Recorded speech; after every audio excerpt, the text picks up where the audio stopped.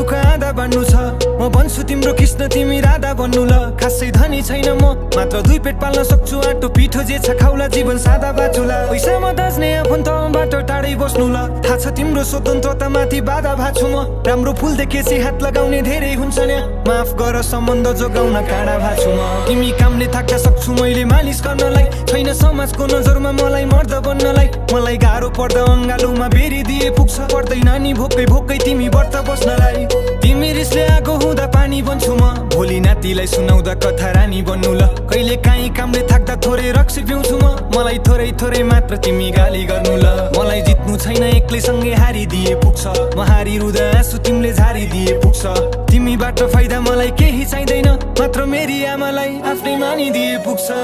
आउनु है तिमी फर्केर बसिरहन्छु म पर्खेर